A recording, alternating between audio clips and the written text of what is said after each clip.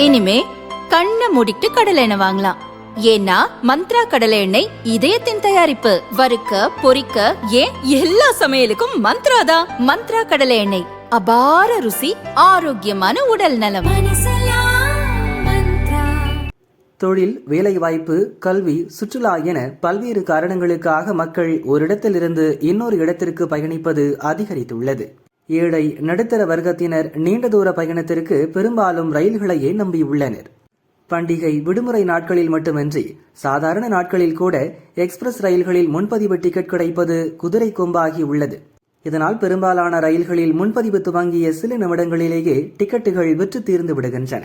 Waiting list எண்ணிக்கை எதுவாக இருந்தாலும் பரவாயில்லை என மக்கள் முன்பதிவு செய்கின்றனர். இதில் REC எனப்படும் ரிசர்வேஷன் அகெயின்ஸ்ட் கேன்சலேஷன் டிக்கெட்டுகளும் அதிக அளவில் புக் ஆகின்றன.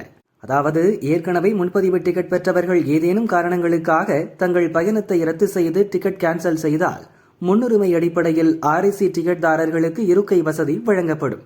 அதாவது படுக்கை வசதிக்கான டிக்கெட் கட்டணம் செலுத்தி இருந்தாலும் REC நிலையில் இருப்போருக்கு அமர்ந்து செல்ல மட்டுமே இடம் கிடைக்கும். ஒரு சீட்டை 2 பயணிகள் பகிர்ந்தபடி பயணிக்க அனுமதி வழங்கப்படும்.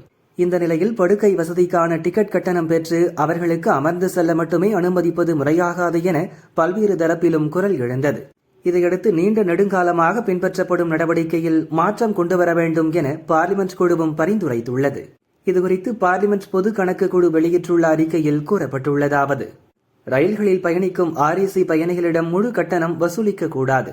படுக்கை வசதி வழங்காமல் அதற்கான கட்டணத்தை பெறுவது தவறான நடவடிக்கை.